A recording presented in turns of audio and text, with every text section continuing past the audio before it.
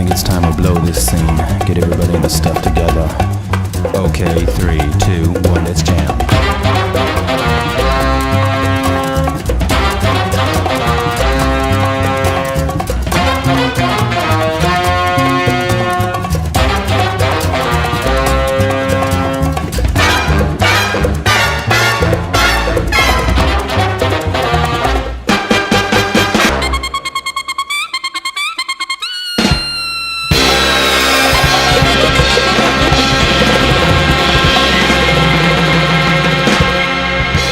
¿Qué tal, amigos de Documentos Clasificados? Estamos en una edición más de este podcast en donde hablamos de historietas, de cómics, de personajes y de gente que está envuelta en este extraordinario universo alterno al de nosotros. Y bueno, pues el día de hoy quiero saludar a mi compañero y amigo Jaime Carreño, que se encuentra allá en Canadá. ¿Cómo estás, mi estimado Jaime? Hola, Daniel, ¿qué tal? Buenas tardes a todos nuestros oyentes. Qué bueno que están con nosotros. Qué bueno, pues Jaime, mira, el día de hoy, fíjate nada más la visita que tenemos, nada más para que se dé cuenta la gente. Paul Pelletier, él comenzó a trabajar como dibujante de cómics profesional allá en la década de los años 80, su primer trabajo apareció en Comic Stealer Rebellers, y bueno, pues también en World, aparece también en Zen, Intergalactic Ninja, aparece trabajando incluso para las dos compañías más fuertes de cómics, que son DC y Marvel. Estuvo trabajando para los Dark Stars, Flash, Green Lantern, Guy Gardner, la Legión de Superhéroes, los Outsiders, Superboy, Superman, Titanes, She-Hulk, Fantastic Four. O sea, es de verdad impresionante la carrera del buen Paul. Y bueno, mi estimado Jaime, pues a darle la bienvenida. Okay, Paul, thank you very much. We are really honored, and we are just listening to Daniel on all the comics you have been working on. It's quite an impressive list. Well, yeah, 30 years of working in comics will do that. So That's good, Paul. So I'm going to start with the first question, and then we're going to try from there. Okay, Paul? Okay. So tell us, how did you start in comics, and what was your first professional work? Back in, 88, 89, I graduated from high school. I knew I wanted to draw comics. And I found a small outfit in the nearby town where I live. I grew up in Maine. And I hooked up with the guys who did the Zen, the Intergalactic Ninja. And I think that was my first work was for them back in 1989. I started with just small publishers here in Maine. I started with them, and then I hooked up with an outfit called Hammock Publications, which became Alpha Productions, and did a lot of work with them. Totem, Sign of the War Dog, Wayward Warrior. So I pretty much just started with small black and white companies, and with Alpha Productions, I started doing conventions and meeting people who were working for slightly bigger companies. That's why I ended up hooking up with Roland Mann and Steve Butler and Mitch Bird with their Silverline comics.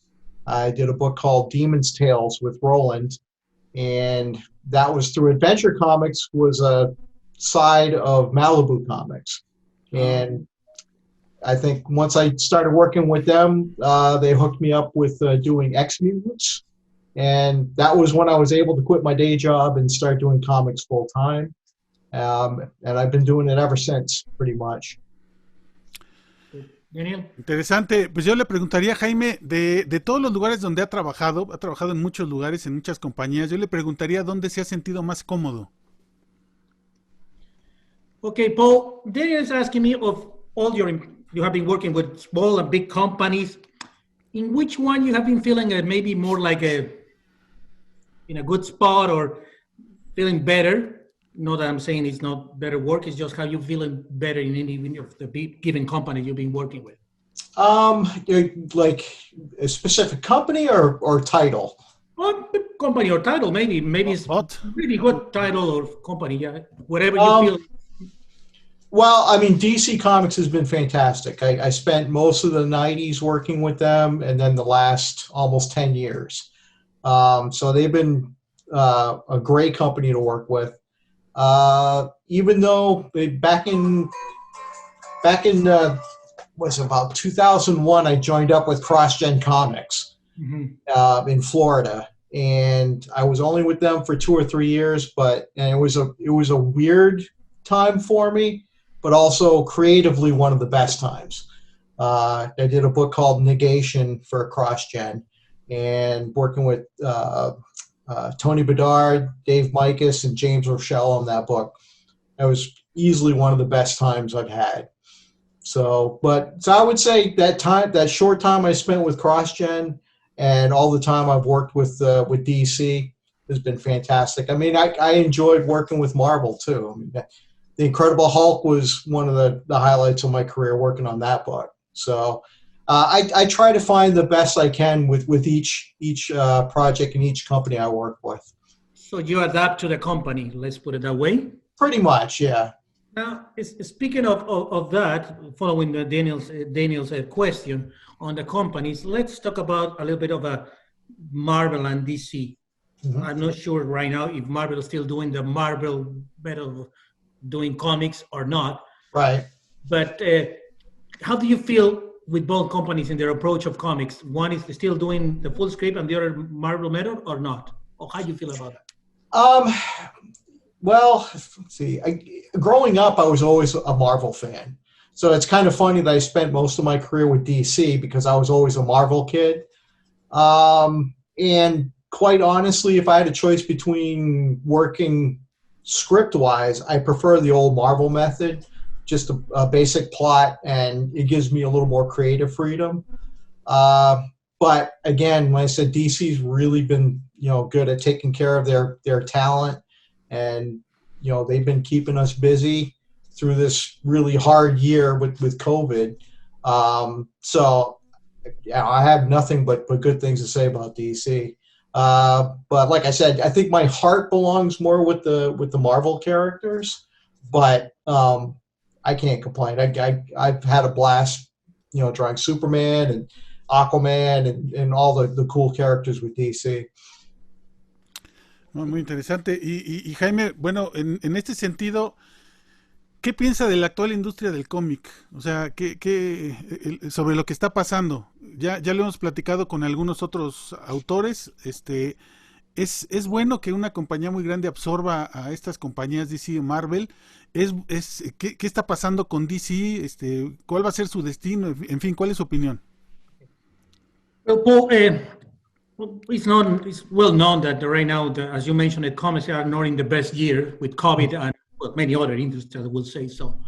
But what's your opinion? How do you feel that, for example, the problems right now that DC is facing, hopefully it's not affecting you, but also the way Marvel was acquired by Disney with a bigger company, getting more control of the characters. And then DC is like wondering, we don't know exactly what's happening. People are saying they maybe cease publishing monthly and maybe doing only periodical publication once in a while. What's your thought about that? What's your opinion? How do you feel? Well, I mean, when I was working with Marvel, I was having a great time. Quite honestly, one of the reasons why I left Marvel and went back to DC was when Disney acquired Marvel, they pretty much slashed most people's page rates. And so that was disappointing. So that's one of the main reasons why I went back with DC is, I didn't want to work so long in the industry and get to the point where they're going to start cutting my page rates. So that's one of the main reasons why I went back to DC. Quite honestly, I don't really pay that close attention to what's going on in the industry. I just kind of keep my nose to the drawing table and keep working. So, I'd like to think that maybe they'd still be doing monthlies in the future, but it's been a really tough industry to be in the last 5-10 years. With all the entertainment possibilities for people now, whether it's movies or video games or whatnot, comics, it's a little more difficult. So it doesn't surprise me that a lot of creators have gone more the independent route where they do their own thing versus working with Marvel or DC. So we'll see what the future holds. I mean, I'm keeping my fingers crossed. And so far, I've been able to stay busy. So we'll see what happens. Okay, thank you, Paul. Daniel, déjame hacer la siguiente pregunta. Sí, claro. So, Paul, based on your question, so have you ever think of maybe going to I don't know, designing video games or other things? Have you ever thought about that possibility of moving to kind of different industry with your art? Well, I've thought about it. It's just I'm self-taught. I really don't have like the technical knowledge about what I'm doing. Most of the stuff I do is from my gut instinct.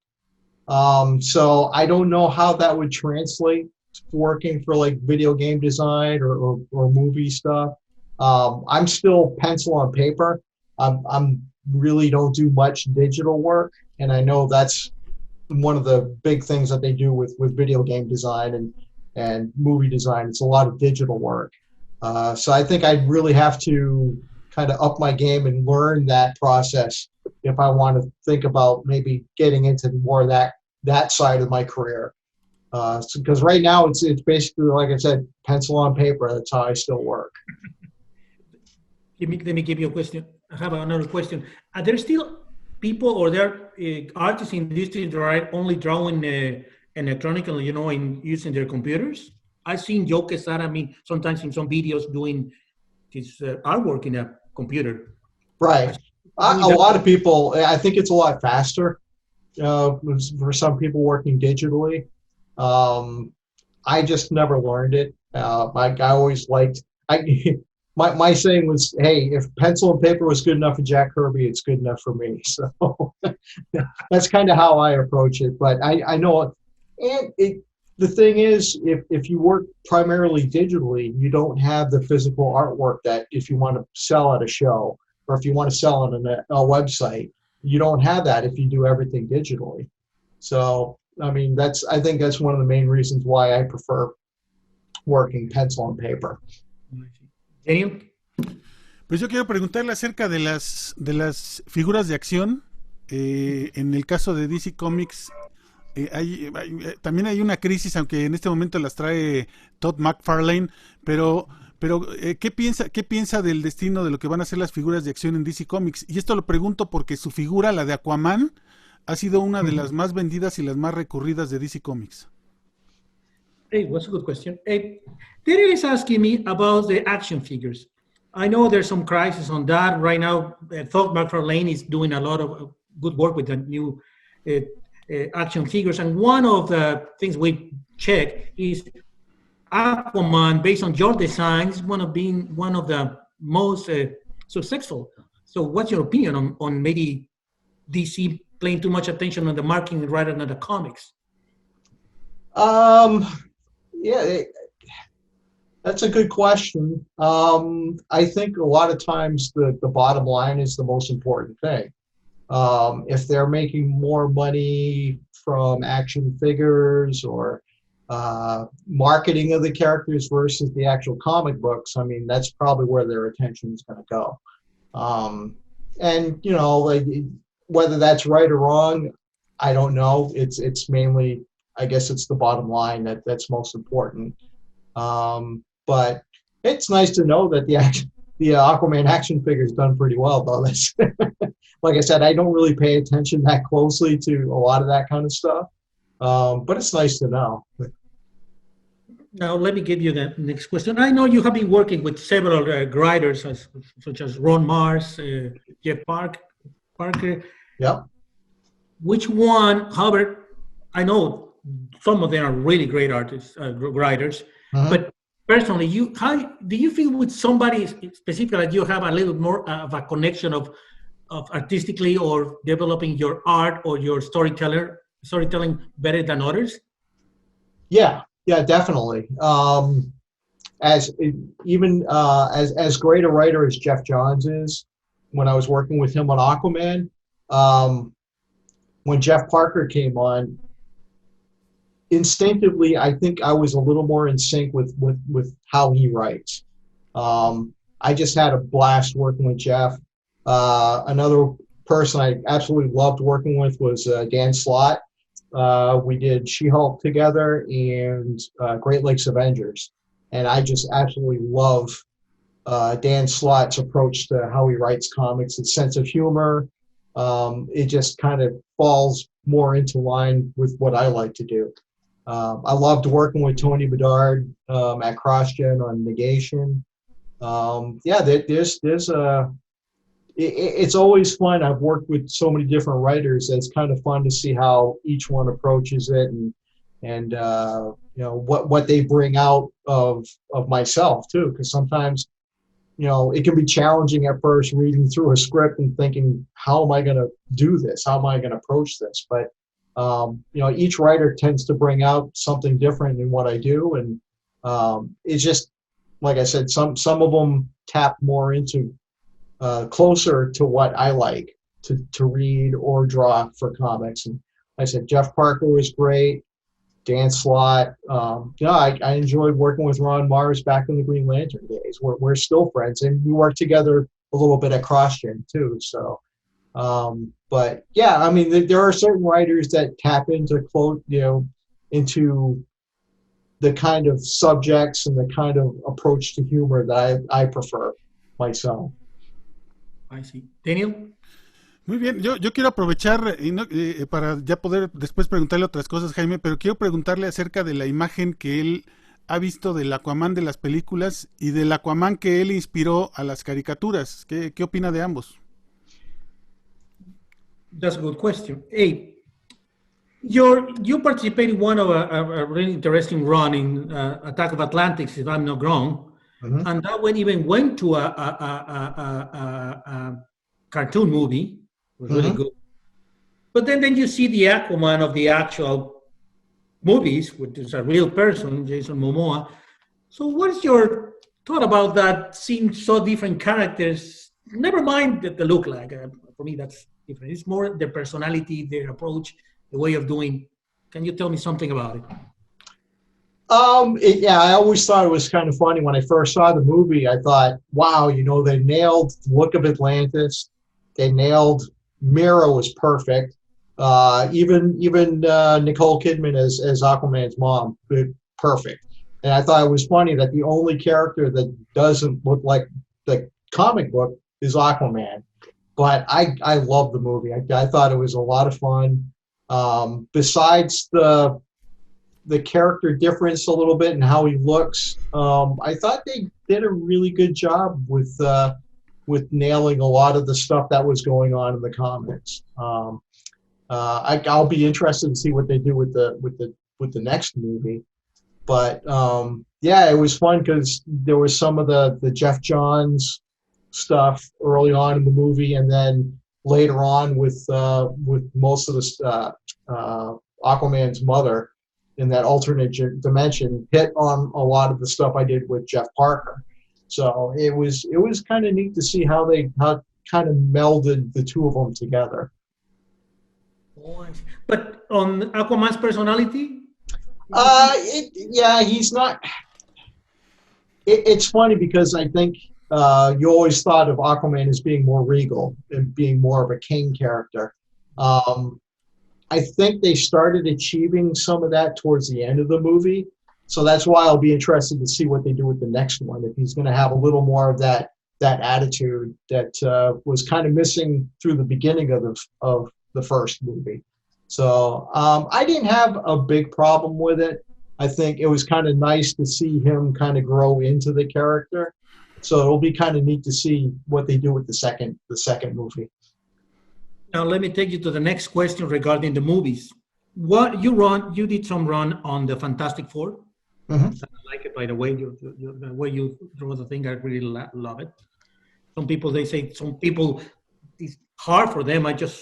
Recently I just saw an email from Brett Booth saying, "Oh, finally I was able to draw the thing the way I think it should be done." Funny. But anyway, have you seen the Fantastic Four movies? The last one in particular was like very disappointing. Why has been so difficult for the movie producers nail the Fantastic Four? Well, personally, I think the best Fantastic Four movie has been made, and it's called The Incredibles. For me, I always thought a movie like the Fantastic Four should be done entirely animated. Something like The Incredibles, or what was the big hero? Big Hero 8. Yeah, that kind of thing. I think would be perfect, because when you got a character like the Thing, when he's yelling out "It's clobbering time," it doesn't work for me as live action. But if it's done as an animated movie, I think it's perfect. I think it would work fantastic. No pun intended. But but I always thought, even something like a New Gods movie. Do I want to see a live action, or do I want to see someone do a computer fully animated to make it look like Jack Kirby's work? Now, I think that would really bring out the strengths of the New Gods. But I mean, everybody likes to see the live action stuff, but I think something like the Fantastic Four, if it's done fully animated like the Incredibles, I think they would kill it. Maybe it's too fantastic, pun intended. I think so. I mean, it's funny because a lot of the live action stuff has so much computer generated graphics that why not just do it animated? Go all the way. And that way, I think the Thing would look amazing. It would be a little more comic bookish. I think that's the way to go with something like the Fantastic Four, because that is one book. If I could go back to Marvel again and work on another book, I think Fantastic Four would be that book. It's so classic. The characters are fantastic, and just the outlandish, crazy scenarios you can do with Fantastic Four. That's the kind of stuff that it's so much fun to draw. Daniel? Oh, qué interesante. No, pues seguirle preguntando acerca de sus trabajos, mi estimado Jaime. Él tiene, por ejemplo, hechos con Green Lantern, por ejemplo. Tiene también con Marvel el She-Hulk. Ya hablaste tú de los Cuatro Fantásticos de él. Pero ¿qué me puede hablar de trabajos que ha hecho por fuera de estas compañías? Para él como artista, ¿qué representa?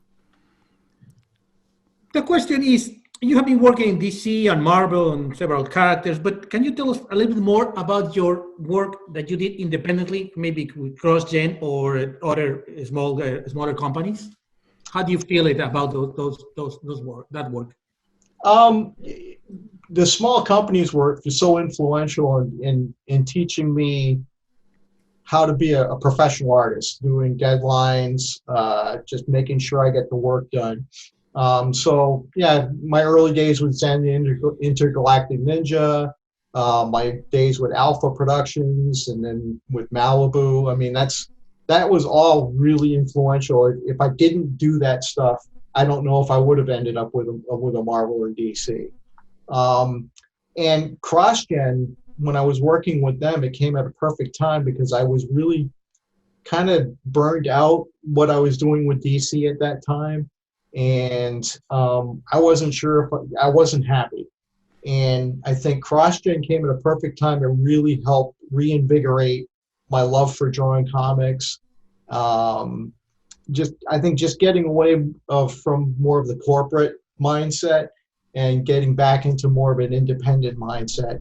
I think it was really freeing. And just the studio situation they had with CrossGen, being able to actually work in the same studio with guys like Butch Geist, Steve Epting, Jim Chung, just these amazing artists really helped improve myself as an artist. I think I look at the stuff I did before CrossGen, and then I look at the stuff I did after, and I think there was a huge growth, just a big leap in growth from before and after. And I think part of it being more of an independent company really helped, like I said, rejuvenate my love for drawing comics at that time. Daniel, me parece muy interesante su respuesta, y la pregunta sería que las empresas pequeñas le han ayudado a aprender. So, in a nutshell, maybe it's that working for those independent or smaller companies have been a good opportunity to grow as an artist. I think so, because I think there was less worry about the corporate, the bottom line with the smaller companies. There's a little more freedom with what you put on the page. And sometimes I think that can be a little more challenging, a little more diverse sometimes. So, I mean, not that I'm, knocking the Marvel and DC stuff, but I think sometimes the freedom you have with smaller companies sometimes can be a little more enjoyable, if that makes sense. Yeah, no, it's okay. Sorry, it's okay. It's just. Then I have a good question. I know you have been receiving this question forever, and I saw it in your webpage. When you're gonna throw the Hulk again? Yeah, the Hulk was one of the very few times in my career with a Marvel or a DC that I was actually, the company asked me what I wanted to draw.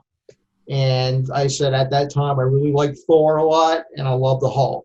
And they had an opening on the Hulk. So this is one of the few times where they actually asked me what I wanted to draw instead of me just saying what's available.